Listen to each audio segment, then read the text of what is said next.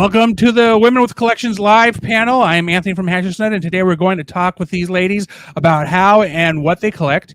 If you want to contribute to the conversation, share your thoughts with us in the comments or during this live stream in the live chat.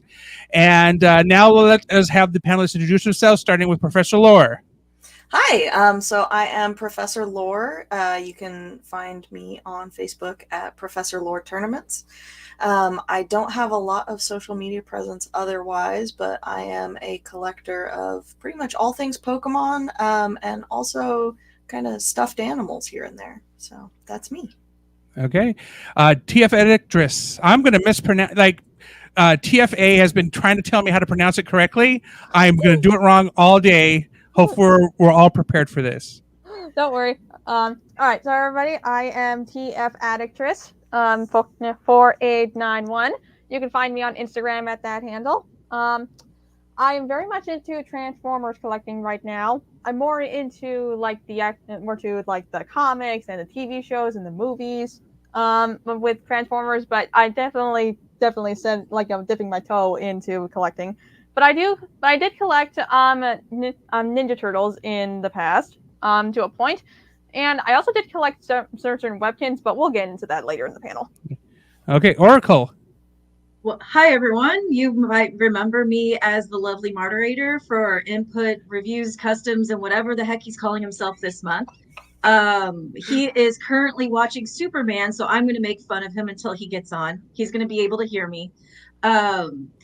Anyway, but what don't I collect? I primarily, as far as toys go, I do collect plushies and stuffies. I love stuffed animals. And I am also a giant Monster Hall / fashion doll aficionado. I did have a slight collection of Barbies. They were mine. They were played with.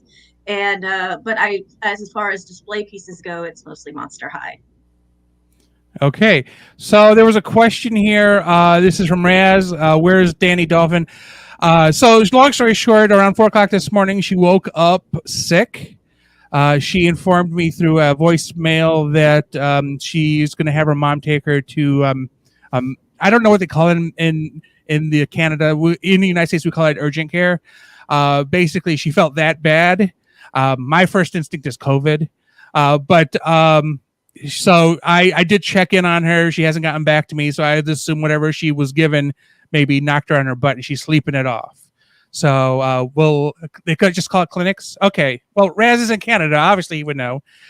So we might do another one of these later on next year after tax time when somebody here isn't doing taxes. So we do hope that she will feel better. And so we're going to continue on. We changed the format a little bit. Originally, I wasn't going to participate, but now that we're one person down, here I am. So the rules are simple. We will go around and each panelist will get to answer a question at hand. Viewers may state their opinions in the comments. There are many questions on this topic, so everyone will have an opportunity to respond. And we're going to start in the order of Lore, then Tifa Dictress, then Oracle.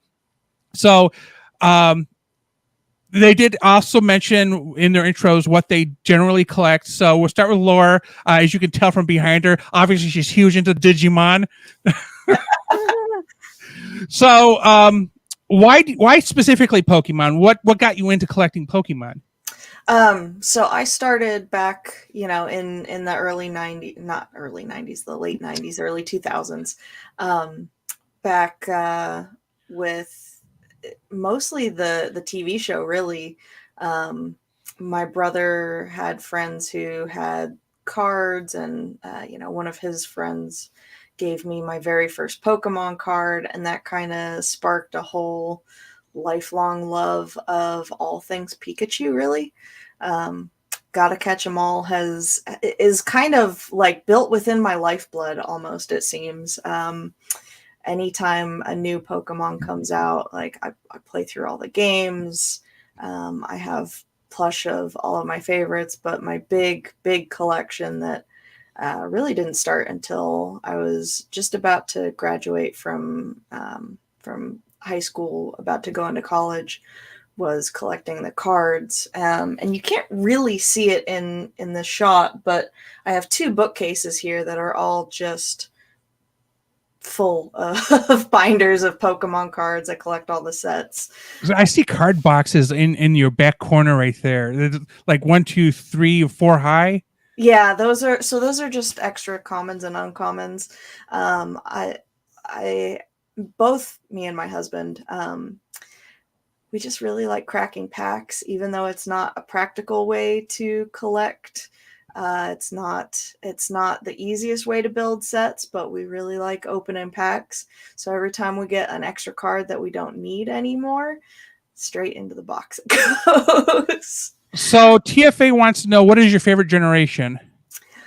That's a tough one. I tend to be pretty partial to the second gen of games, in particular Crystal. I think that was definitely my favorite growing up. I wound up buying Gold, Silver, and Crystal, but played through Crystal a couple of times. As far as the actual monsters themselves, though, I'm all over the place. My favorite Pokemon is in the newest gen, but I love some of the originals. I like some of the ones from Gen 2. And pretty much every time a new generation comes out, I'm happy. So, so you mentioned you started collecting Pokemon in the late 90s, early 2000s. And when did you start playing competitively? Because, I mean, obviously you're an organizer now, but like myself, for a couple of years, I was playing competitively as well. So when did you get it? Was it like first, then professorship, or were you professor, then started playing competitively? So I actually started playing competitively when I got into college. I started a Pokemon League at The Ohio State University, Buckeye Pokemon League, which is still currently acting as an active Pokemon League. And it was kind of from building that up as initially a social club. Some of the people who were involved had played other games before. I think someone had done like Yu-Gi-Oh before, and kind of brought up, well, other card games have these different kinds of tournaments and these specific structures. What if we built the league like that? What if, it wasn't just a club, but there was a kind of competitive aspect? So it was probably about 2011 was when I really got into playing and competing, and about the same time as when I became a professor as well. Pretty much instantly went straight down the professorship route. Yeah. So the follow up on that one is: does it elicit any particular feelings when you started that collection? Like, I mean, were you excited about it? Because you had mentioned there was other people around you. Was it just to be part of the group, or did you find yourself you had more interest in it than the casuals that were, around you? Definitely a big excitement factor. Pokemon is the only collection that I really tend to kind of try to build a community around. And in a lot of ways, that's not just from the collecting, but also from the playing. But a lot of times when I start a collection, it's really just for me. It's, I'm excited about getting this new piece of the collection that I want to add. I'm excited about, opening up this box and seeing what's inside and seeing if I've got something new. But for Pokemon, there was a little bit of that extra step of, I'm going to share this particular collection kind of with the people around me.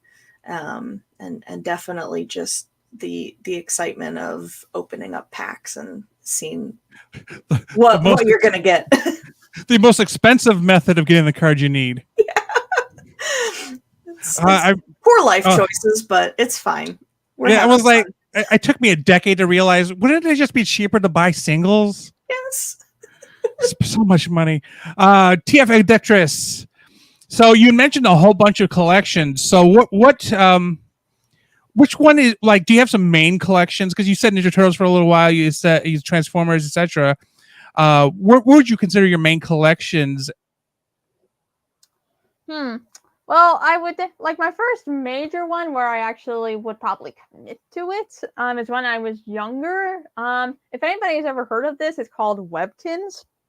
like little interactive pets that you could like buy in store, and then you put in a special code, and then basically you like have an interactive pet online that you can take care of. You're the first person I know who ever owned any of those. What? Seriously? Precursor was the Tamagotchi. Oh yeah. I've known 0 people to ever own a webtoon. Webkins. Let's see. Okay, so basically right now, currently, actually over the years that I spent collecting and like doing all and getting all those pets, I have 115 of them. It's somewhat unhealthy. How many are there? I mean, it would be unhealthy if there's 116, maybe. Oh man, how many there are? God, it in total, that you can collect. God, there's got to be like hundreds of them at least. But yeah, it's continually growing. And besides, I stopped collecting them back when I was like in middle school. So it was a childhood obsession. So that was fun. Okay, so here, let me expand on the webtoons thing. So were they like real creatures? I remember the concept of them. I don't remember like they were based on any type of properties or anything, or just like various animals. Yeah, like, it was literally just animals. Webkins, they could be like a real live animal, or they could be like a made up thing. Most things nowadays, I believe, are just made up, like Sparkle Raccoon or whatever. Okay. So continue on your thought. I was just curious. No, it's okay. And then after Webkins, I gravitated into Ninja Turtles around 2012, 2013. Then I started actively collecting figures from like the 2012 series. So I didn't really avidly collect every single figure from every toy line, just ones that I liked. And I collected them for several years up until the 2012 series ended around 2018. And then after when Rise of the Teenage Mutant Ninja Turtles, when that series was unfortunately canceled, never gonna forgive that. I collected from that online as well when it was still going. Anyway, and after that, I gravitated into Transformers. And you can thank TFA for that, who's in the comments. Hi, Babs. He regrets nothing. Yes. Although it's Gen 5 that you don't like, Babs. Univa, black and white. It's terrible. Okay. Oh yeah, because the reason why Turtles ended in 2012 is because Paramount bought the Turtles, and they wanted to do their own thing with them, is my understanding. Oh. So they pulled the licensing from Fox. Or no, Nickelodeon. They pulled the licensing from somebody. I don't remember who had it. I think it was Fox. I would not know all about that. I just watched the series, man. Yeah, I'm a huge Ninja Turtles fan, and I've been following it. Like, I know, because I know somewhere around there was let's see, 2012. Yeah, it was on like CW or Fox or something like that, and then Paramount bought the whole franchise. And because that was what ended up being the result of, I cannot remember exactly. Because I also bought Garfield around the same time. Yes, I'm a nerd. Thank you. But essentially, when Paramount took over, they just axed any ongoing projects so they wouldn't have to pay somebody else to produce. So, oh, Lord. Yeah. So other than peer pressure for Transformers, what feelings does it collecting elicit of like, for example, I want to say Webkins, because was there like other forces, or was it just you saw it on TV or something, thought it was kind of cool and it excited you, made it worth collecting for you? Well, when you're only like 7 years old and everybody's talking about this one thing, like how it's so cool, like you want to get into it. But like I just thought it was cool, and then like I did not expect it to just evolve into the obsession that it was. And I still have a problem with stuffed animals because I have so many and I have zero room. I know a guy who has so many Transformers, he actually has a room for his overflow. So, yeah. I feel like Laura is probably going to be pretty close to that unless you are in your overflow room. Is that your Pokemon overflow room you're in right now? No, this is the main room. But I do also have a room just for extra stuffed animals. Not so there are many that live in the bedroom, but then I also have a room that's just like I it's a wish that could be problem. me. I Input wish that found a could be me. dollhouse. Input found a dollhouse on the side of the street while he was running, and he put it in my office for no real reason at all. And now it's stuffed with like all of our stuffed animals right now, and half my collection of Dinobots. Wow. Okay, so Oracle, same question. What you went through a couple things that you collect. I keep saying Bratz, and I know that's not right. It's Monster High, but I'm obviously not the target audience because otherwise I just group. They might as well just be Barbie dolls. But what are your what are your main collections? So I don't really have. I like Monster High has been kind of my main collection since I was in my late 20s, early 30s. And I know that sounds like a weird thing for a semi middle-aged woman to sit there and look at fashion dolls, but fashion dolls have been a pretty big part of my life since I was a little kid. That was kind of like my little escape from the world. I used to make my own stories with the dolls and then write them down and give the stories to the teachers for them to peer review and everything like that. So fashion dolls have always been kind of like a core it's been a core thing to me. I like fashion in general. You can ask input on this. This is like one of those side hobbies that people have, but I really do like fashion.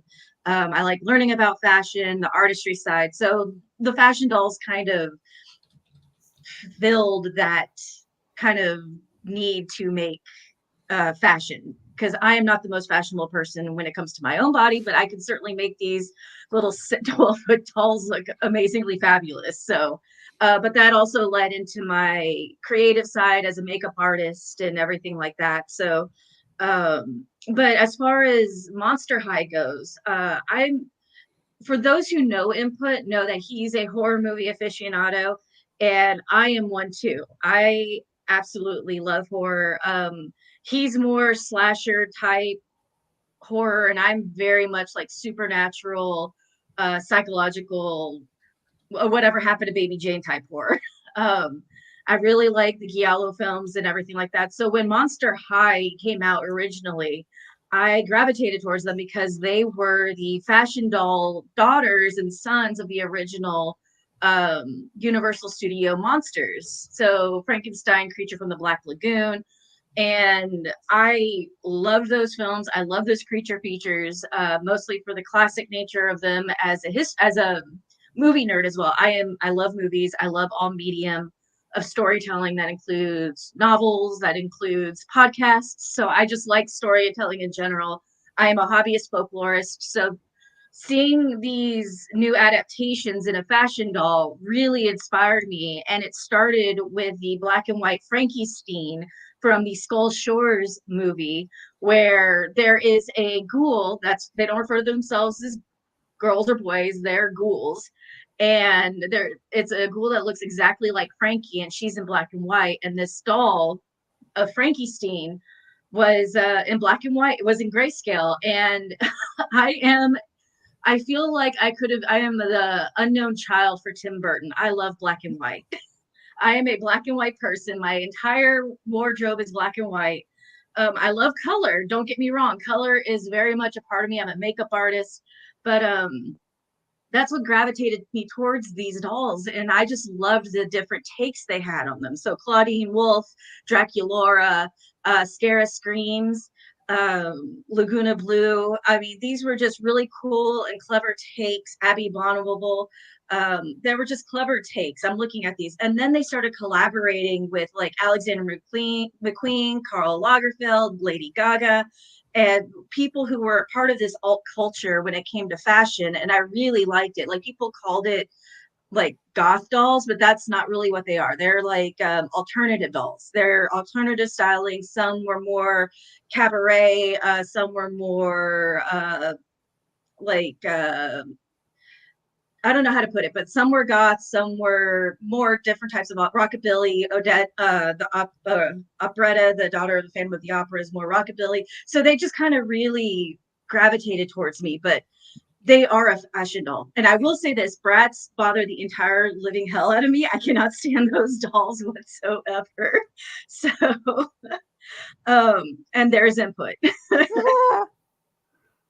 But that's just how I've always found dolls. And then I love stuffed animals. I have a stuffed animal from my uncle gave me when I was 2 years old. He's living in our bedroom. I also have a side up Gengar and a Cubone in our bedroom, along with some of Input's old dolls and everything like that. So I totally get the Pokemon thing. So trust me, I get it, because Input and I actually have a collection of Pikachus that we've been collecting over the course of our relationship. Oracle, I feel like you and I would get along really well. I get along with a lot of people.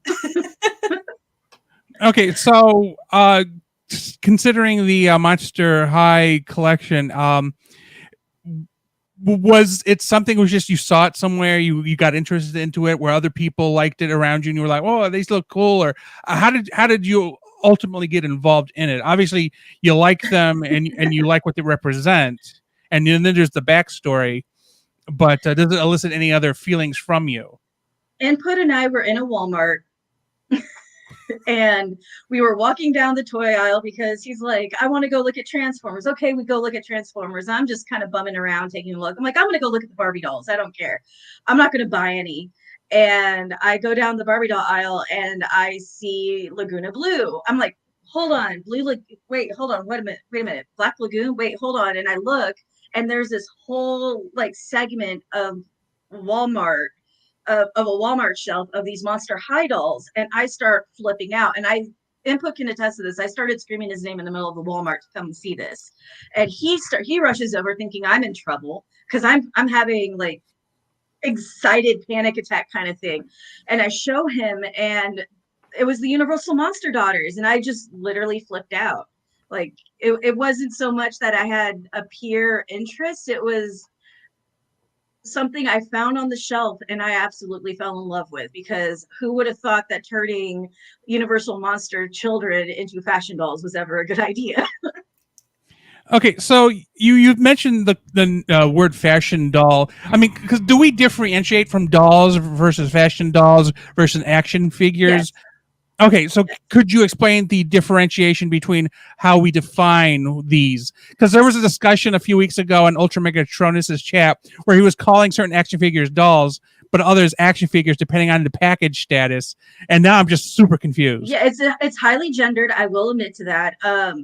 So when it comes to girls, dolls, like baby dolls, are considered dolls. So these dolls that you carry around with hair, that are about child size, or like American Girl size, those are dolls. They're not so much fashion, but they're kind of like a comfort doll to a child. They're meant for comfort. They're meant to kind of help the little girl learn how to rear a baby, things like that. That's essentially what that's what dolls are. And then fashion dolls, their primary goal is you dress them up, make them look pretty, do their hair. They come with a lot of accessories. So you can argue that American Girls are fashion dolls, but the way they're kind of marketed is more for that sentimental value. But we all know, our toys are sentimental regardless. But that's kind of how you differentiate between doll and fashion doll. And fashion doll's primary goal is to have variety of fashion.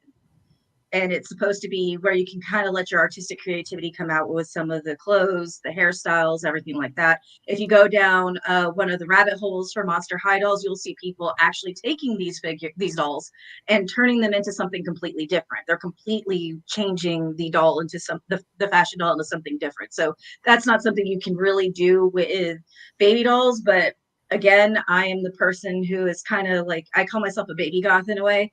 And I have like doll heads in various stages of disrepair with that people will stare at me and go, that's your decoration? Yes, it is. And then as far as action figures go, that's more geared towards boys. You don't want to call them dolls for boys because dolls is a gendered term. It's supposed to be for girls, whereas action figure is more manly and that's for the boys and everything like that. So that's why I come from like, I'm Mexican American, so I was never allowed to play with the action figures, even though I could care less, and I still had my own set of action figures. I'm not going to lie, but that you can't play with that. You're a girl, so it's a lot of gendered language in the fact. So, when it comes to the differences between an action figure that's directly marketed for boys. That's gendered towards boys. Girls cannot be part of the action figure collecting, and that stupid phrasing and all it says. Whereas a doll is something softer, more feminine, more something something for girls to play with. So it starts off very, very gendered, but as the Monster High community can attest, if you go on the Reddit, there is all walks of life who love Monster High dolls, all walks of genders, all walks of people who love these dolls. So it's starting to move away from that gendered language, as all of us can attest. I'm sure most, obviously, TFA addictress, sorry, I'm trying to phrase it, can attest to that women can collect as much as they want, whatever they want. It's just so happens that the language is still fairly gendered in that regard. See, okay, so M3 says he considers any figures with soft goods as a doll, G.I. Joe, Marvel, McFarlane. I think that was the point Ultra Megatronus was making too. Yeah. Yeah, because I mean, in that case, my Mr. T is a doll because he has fabric clothing. But if you look at those advertisements for those 60s 12-inch Joes, they're never classified as dolls. They're called action dolls or action. The term action is what drives the male genderedness to those figures. Right. Because I remember when I was little, I had Hot Wheels and Lego, and then when we came to my grandparents' house, my aunt, who was only a few years older than me, she had Barbie dolls, and so did the girls in the neighborhood. They all had Barbie dolls, and I remember playing on their porches with their Barbie dolls until like 1988 when Ninja Turtles came out, and I brought my first two Ninja Turtles to Barbie, and they weren't having it. Ninja Turtles don't work with Barbie. I'm like, well, I mean, the Ninja Turtles are 5 inches tall. The Barbies are like 9 inches tall. It just wasn't working. So I later found a kid down the street who also had Ninja Turtles, and everything worked out. Ninja Turtles still one of my 3 favorite brands. Okay, so moving on back to Laura here, because I'm going to mix up the questions since the conversation so far has filled out a number of the questions I had. So Laura, right now, what is your current favorite item in your collection?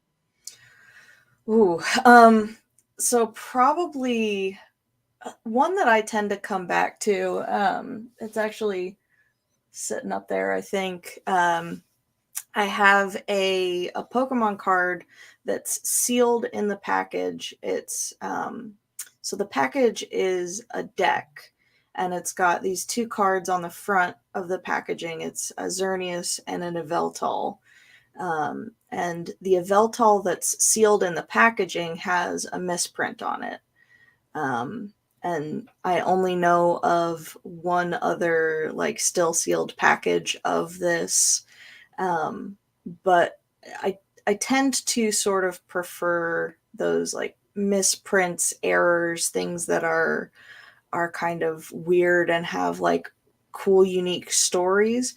Because I can talk about Pokemon cards all day long and how many different ones I have, and how I got this one from here, or I really like this one because of which Pokemon's on it. I really like the art on this one, but stuff that's like this card wasn't supposed to be printed this way. It's got an attack that's supposed to do 80 damage, and on this version of the card it just doesn't have the damage there. It's like Wings of Darkness, I think is the attack name, and it's just printed with nothing there, so it doesn't do anything. And so a lot of them, like when they realized this in the printing process, most of them were destroyed. A couple got out.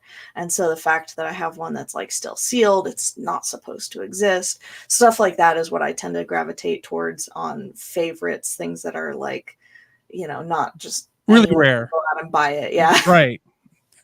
Okay. TF Addictress. So what is your current focus? Your current item in your collection that you probably value the most? I mean, it could change, but like the one thing right now that forefront in your mind? That would definitely be the Transformers crossover figure with Ninja Turtles Party Wallop. Yeah, that's a good one. So which mode do you keep it in? Well, I kind of just got it out of the box, very recently, so it's currently in robot mode right now. So, but which turtle? Ew. Oh man, they're all so good. I would definitely say Leonardo. Not to be just that stereotypical Ninja Turtle fan. So you're saying that you're the leader. Yeah, or the mother hen, however you want to look at it. Okay. So you did mention since we were talking about Ninja Turtles. How big is your turtle collection offhand?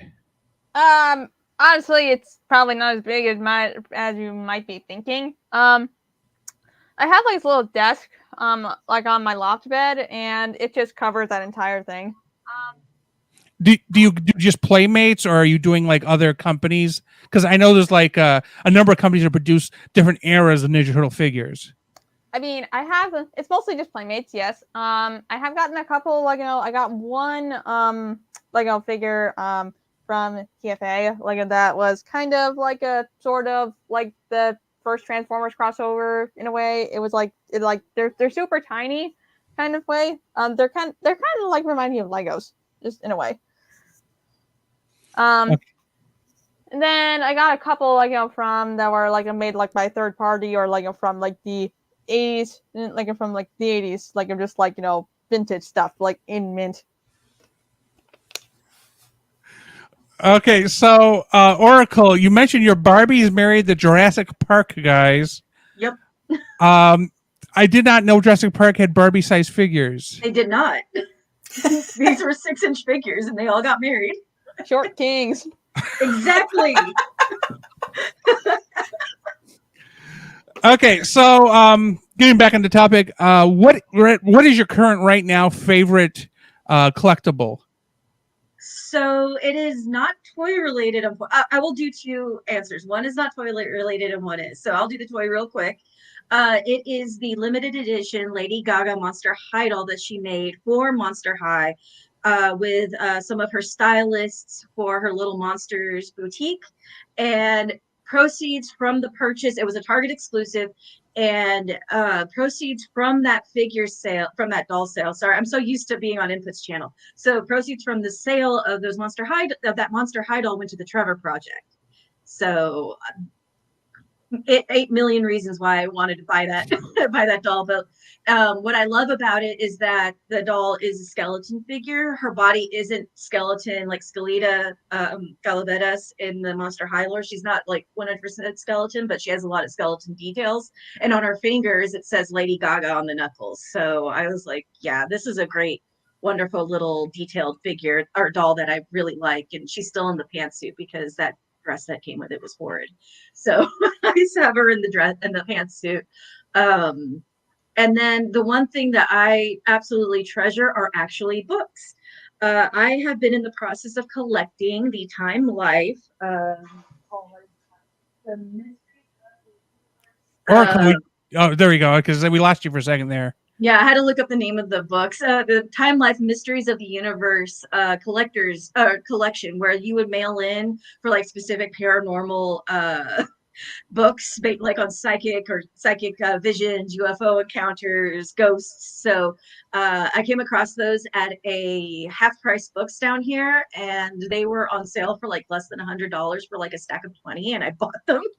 And I have been slowly collecting them. So I have the Time Life, the Enchanted World collection that started in like the 80s, and then I have the Curious Worlds, which started in the late 90s, in between the mysteries of the universe and this one other segment. I can't see. I'm like right. My computer's like covering all my books at the moment, and the other one is a signed Charles Addams book of his Addams Family. Exactly. So I'm a book collector too. I just didn't mention that. Well, speaking of collecting paper products, Laura, have you ever finished a collection? Because I mean, obviously you're in the midst of Pokemon right now, but have you ever collected something to the point of, you know what, I have enough? That's really tough because I tend to be very completionist in all things, really. So, if I decide that I want to get if I want to play a video game, I gotta collect all the achievements. I gotta catch all the Pokemon. Um, so it's very hard to be done with anything to the level that I want to be done with it. I will say that there have been a couple of collections that I've kind of at least put to the side as like, this isn't a priority anymore. I might, I might keep collecting it. I might just leave what I have as what I have. The big one for that right now is my Five Nights at Freddy's collection. I have almost all of the plush that were released, a lot of the figures that were released, and it just kind of got to the point where one of the games, Pizzeria Simulator, came out. I was like, okay, great. This game is a great ending to this series. I think they really need to just like stop while they're ahead, and this is like Five Nights is done. And then they just kept making more. There's like blacklight plush and different colors and all this just stuff that wasn't as exciting as the original. So I have, like I said, I have almost all of the plush and figures at this point. At least most of the exclusives that I knew were going to be harder to track down eventually. But I think at the moment I'm kind of done with Freddy's. I'm maybe going to put them away and decide later if I want to try to pick up those last couple of things that I'm missing. But other than that, if I start collecting something, I got to have all of it.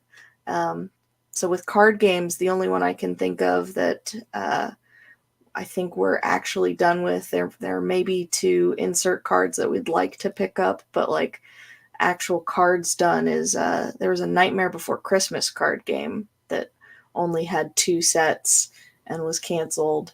And I kind of encouraged my husband to pick up some of that because I'm a huge Nightmare Before Christmas fan.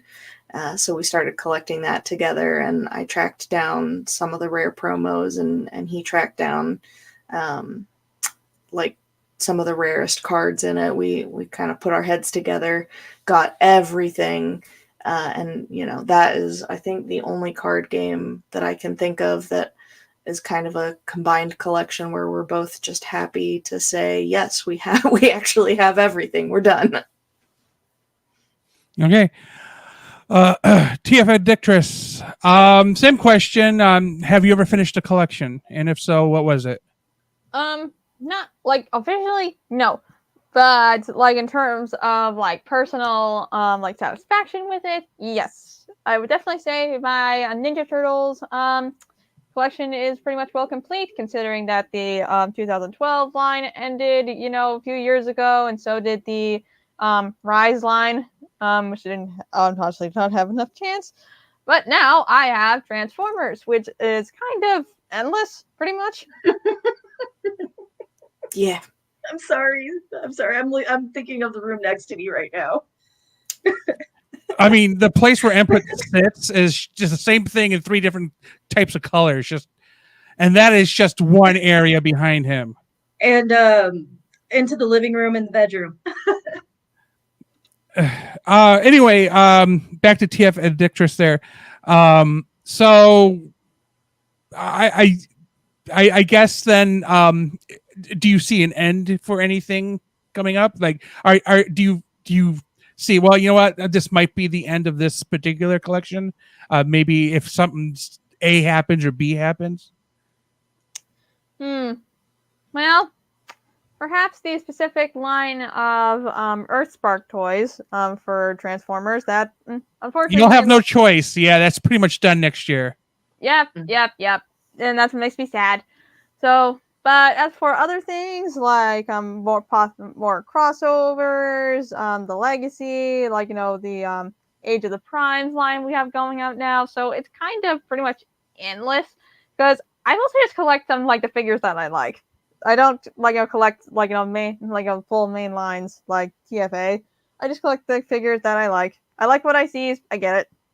Yeah. So just a little bit on my Transformers collecting. I am in that same frame of like, if for me specifically, if it's Beast Wars G1, I'll most likely buy it, but I won't buy anything for like TFA is really into Armada, the Unicron trilogy.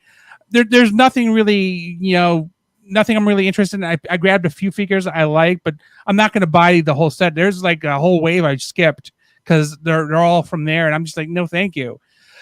For the Ninja Turtles, by the way, I have officially collected every single re-release of the Ninja Turtles figures. Wow. Yeah, so I am now up to date. Rat King, I got Rat King last week, and I'm officially caught up. So I'm hoping for Mona Lisa, General Trag, a Rock Soldier. As basically, I'm just waiting for some new ones to come out now. Okay, so on to Oracle. Have you wrapped up any collections, or do you think one might be coming up soon?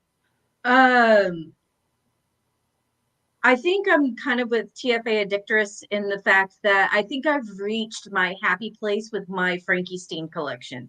I like Frankenstein. I like Frankenstein's monster. I like the story because, for those who don't know, Frankenstein is the very first science fiction story ever written, and it was written by a woman, and it was about how men shouldn't be creating things. So it was and Mary Shelley's mother was a feminist, so it's inherently a feminist piece of literature. So there is a little bit of personal tie-in that I found when I read Frankenstein for the first time, and Frankenstein has always been that emblem for me because I like the way they designed her. I like the fact that in Gen 3, Frankenstein is not a she, she's they. And they come around by saying that it's because they have parts from various genders and they can't decide what they are since they're only 16 days old. So I liked that they embellished that lore a little bit. So, but I have my Skull Shores Frankie, my Gen 1 Frankie, and the very first Frankenstein doll, and then that input found in a Goodwill in a bag that I don't know how he found for $1, but he did. And then I bought the Gen 3 Frankie, who goes by they, them pronouns. So I think I'm fine with my Frankenstein collection. Those are like the 3 dolls that I absolutely adore. But outside of dolls, I have finished, he's problematic, but I have finished the entire collection of David Eddings books as best as I can for first editions. Second editions for David Eddings. I really do like his writing and everything. Even though he's problematic, I do like his writing. I have the complete first edition collection of the Vampire Diaries. and I'm near completion on my Fear Street Saga books. I think I'm missing 3, and they're like the most expensive books out there. I mean, J.K. Rowling is questionable being, and people still buying those books. So yeah. Although, like, I love the Dilbert comic, and I'm sad that the creator of Dilbert pooched the bed. Yeah. Oh God, I love Dilbert so much. Okay. So we're gonna switch to the next question then, starting with Laura. How do we determine what is a collection and what may be hoarding? Like, at what point do we go, maybe there's just too much? Maybe I can't find my cat. What's that smell? Yeah, this is something that I have definitely got a problem with. And every so often I think about, like, oh, maybe I should tone it down or get rid of some stuff, but I just can't. But a lot of it is, I feel like, the things that I have that are active collections, I have generally cataloged and ideally displayed. So like with, my cards are all in binders here. We have, I have all the Duffy stuffed bears from Disney, and they're all on a shelf. No, I don't even really think of that as a collection, because we went to Tokyo Disney and my husband said, "You're only here once, just buy them all." So I did. But just buy them all, clear out the store. Nobody needs one. Yeah, it was. Oof. We spent some money in Japan. Was that like you had to ship it special before you even left Japan because you could not take it on the plane? No, so the stuffed dolls are only they're only about the size of like a Build-A-Bear. And we just bought some extra suitcases. We had, I think, 6 suitcases coming back from Japan. That's brilliant. I would not have that kind of dedication. But we did pick up a lot of stuff that was like to sell and try to recoup some of our money on that trip. But yeah, I have plush that are very much, these are on a shelf, these are displayed, like, you know, I'm happy to take them down and like give them a little cuddle or whatever. But there are some plush that are very much not collection, and those are the ones that are like on the bed or just on the floor. So I think the big thing for me and for our household is it's like displayed and ideally cataloged somewhere. Okay. Tifa Dictris. So how do you discern collecting from hoarding? At what point is enough? Well, I mean, fortunately, I qualify myself as, you know, borderline hoarder. I won't lie. I still have so many, like, you know, stuffed animals from my childhood, and I still struggle so badly when I go to stores. I'm like, don't buy stuffed animal, don't buy stuffed animal. I don't care how cute it is. You literally have no room. I don't care, especially like, you know, the really big ones. Like, it's awful. It's like, God, stop being so cute. Why are you so marketable? Stop it. Oh gosh. Relatable. Yes. Such a struggle. Okay. So, Oracle, same question. I mean, how do you know at what point Monster High maybe you know you have too many? I don't. Maybe you have too many books. Is there a second book room? My name is Oracle, and I'm a bookaholic.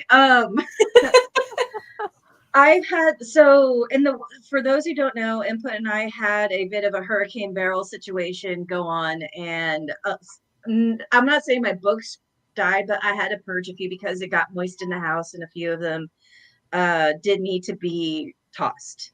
They didn't get wet; it was just moist in the house.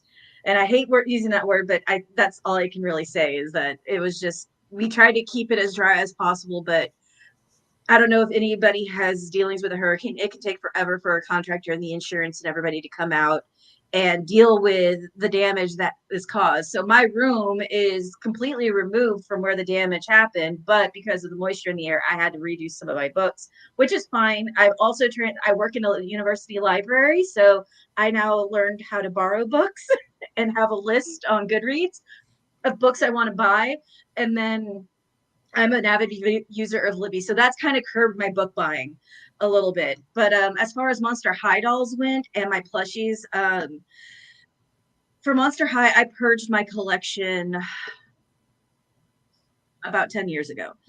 I started realizing I was using my Monster High as kind of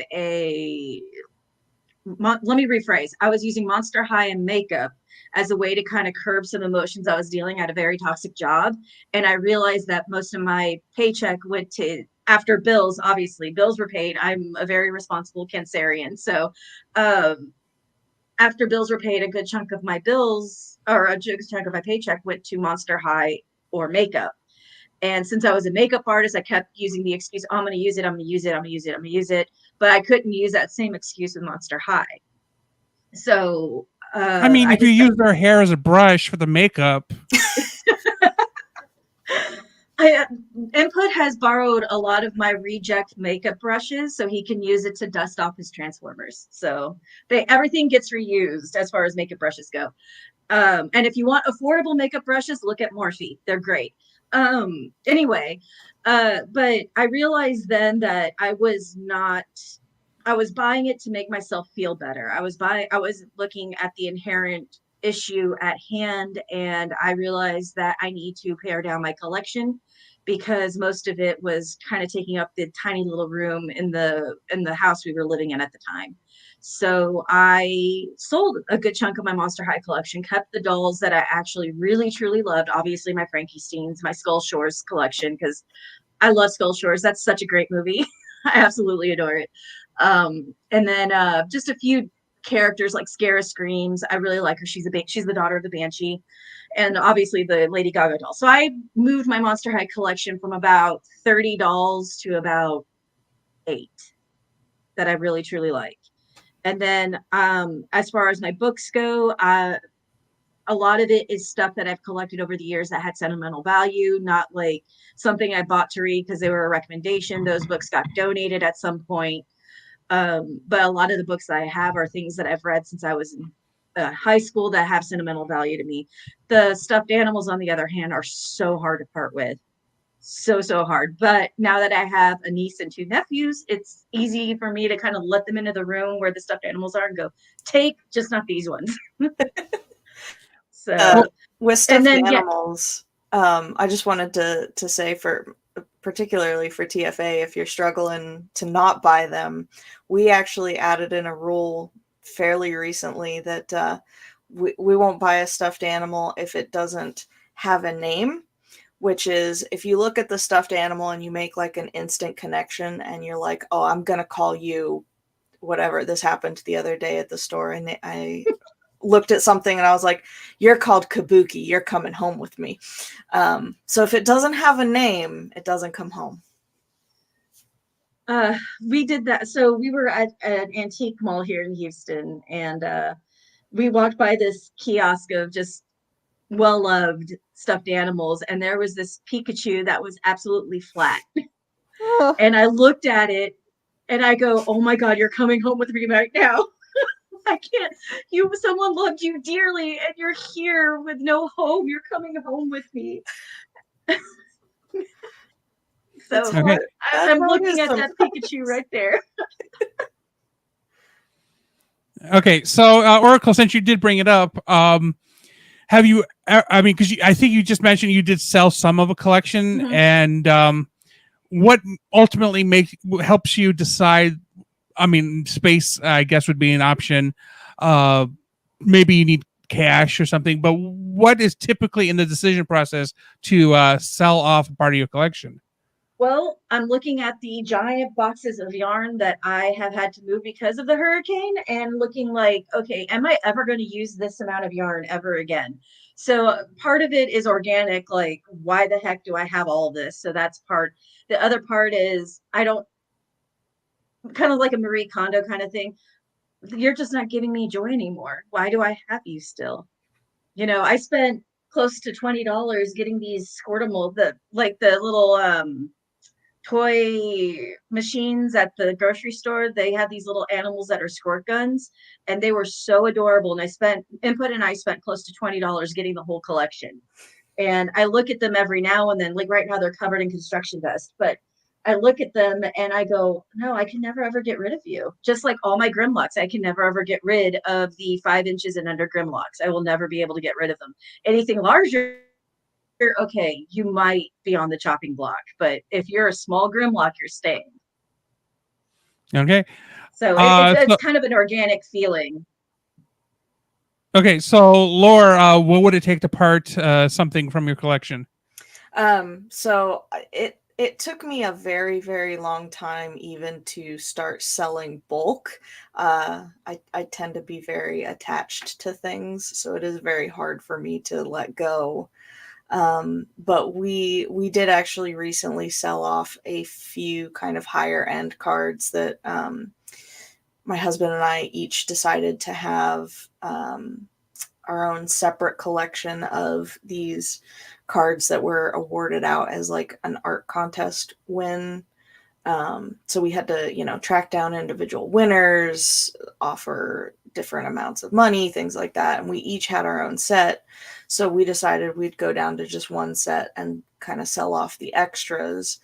And I think that's where we're at right now. I think, like I said, even with the Five Nights at Freddy's stuff, even though I don't really necessarily want them out anymore, I'm still, I think, too attached to try to sell any of that stuff. So it's very difficult, but my dog is going through cancer, so we had a pretty expensive year. He had a limb amputation. He's doing the best that he can given the situation. But we had a very expensive vet year, so we kind of decided, okay, like to make this work out, we're gonna do whatever we got to do for the dog, and then if we have to sell some cards, we have to sell some cards. And so far, we've stuck with pretty much just only things that we both have a copy of at least, and we're hopefully going to keep it there. Otherwise, it would probably be like, if I lose my job, I think that's the only other thing I could think of where we'd start trying to like fire sale things. So, Pokemon, I had Pokemon and Yu-Gi-Oh! Vast collections. When I got hired by Nintendo in 2019, in 2020, I realized I'm not going to play these anymore. And I ended up selling nearly my entire collection of both, except I kept my staff promos because we're technically not supposed to part with those. So, I was like, okay, I have all of these cards. I can't use them because the rule with Nintendo was I could not do Pokemon or Yu-Gi-Oh anymore. So I'm sitting on cards that are going through rotations. I'm just like they're just sitting there. So I ended up selling them during the pandemic, and I probably got more than I should have. Nice. But if I would have waited a little bit longer, I would have gotten even more because I did not realize in 2021 the spike that was going to happen. Oh man. Yeah, so I should have just waited another few months, but it is what it is. But it leads me to TF Addictress. So have you ever sold a part of your collection? And if not, what would have to be the reason why you would have to make that decision? We haven't gotten to the selling point yet, and I hope I never do. You can't even sleep on your top bunk. You're all filled with Ninja Turtles. Well, I mean, like we're getting get to the point where I'm filled to the brim with stuff, and one more might either tip the scale or make it explode. But I'm pacing myself, and it would take a lot for me to sell off anything from my collection, because everything that I get immediately gets sentimental value. I don't care. Okay, so going by that fact, so we've understood that Oracle and Lure have additional room space for their collections. I should point out that Danny Dolphin, if you ever see her in a live stream, literally has, no matter where you look in her house, in her living room and in her bedroom, wall-to-wall bookshelves with all of her collections, dolls, action figures, etc. She had mentioned to Input at one point she buys 3 of everything: one to open, one to keep in box, and one to sell. Yeah. If I had the room, I actually would do that. So Danny, I had her do a room tour a few panels ago. Literally just every wall except the doors weren't covered and the windows weren't covered, but there is not a shot she could get without basically showing off her kitchenette, which is the only room without, and probably the bathroom. So it's a question of at what point do you go, well, because you do the boxes, you do the crates, then you do the shelves, but what if you run out of all of those options? Where do you go from there? TF Addictress. Because at some point somebody's going to get a storage unit, right? Is that where it goes now? I mean, it might. Buy a bigger house. I know somebody who did that. And Input and I were at a convention where someone invited us, and he was selling his collection at the convention. Wow. Yeah, I recently saw a video where a guy was selling his video game collection to buy a house. And the company that bought his collection gave him enough to pay almost the entirety of the house because he'd been collecting since Nintendo. Wow. Yeah, and then he would buy 2 copies of each game that he figured would have value. So we're talking like firsts. And most of them are Japanese RPGs because apparently they're super valuable. But after all is said and done, he sold everything. He could buy him and his new wife a brand new house. So we're talking the 6 digits. And they could not show all the collection in a 20-minute video, but you got the gist from just the Japanese RPGs alone and how expensive those were. So So we're at the 59-minute mark. And so we're going to start to wrap up. I would like to thank the ladies for participating today. We might do another one next year. So I'll hit you up if we do. So before we go, I'll let each of you introduce yourselves again. Let me remind people where they can find you online, starting with Professor Lore. Yeah, so again, I was Professor Lore. If you have any interest in Pokemon, particularly Pokemon tournaments, come check out Professor Laura Tournaments, Laura, on Facebook. Or if you just want to check out any of my collection stuff, the best thing is to check out DJ Gigabyte on pretty much any socials. That's my husband, and he posts all of our collection, like card stuff. He's got Instagram, Twitter, all the things that I don't fully understand. So, come say hi, go tell him hi, say that you saw this video, and I'll pop in and say, hi, I figured out Instagram for 2 seconds. Okay, bye. TF Addictress. All right. So y'all can find me at TFFAdditress4891 over on Instagram. I mostly just post just figures that I've gotten. I also do episode reviews of Earthspark. Still need to do the first batch of season 2. So I kind of need to do that before new episodes drop in like 18 days. Yes, I've counted.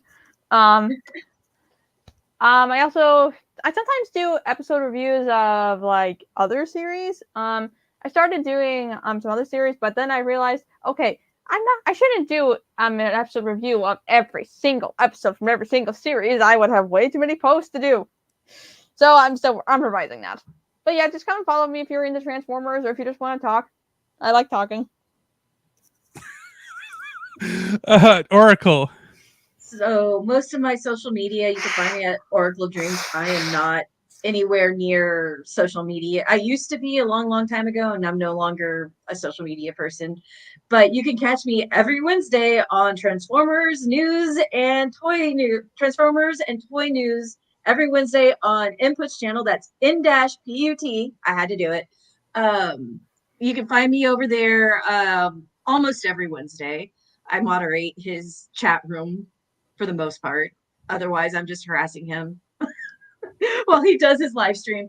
But you can check out the current YouTube Oracle of Dreams for all my speed runs in Mystery Case Files Ravenhurst, and you can even check it out on speedrun.com.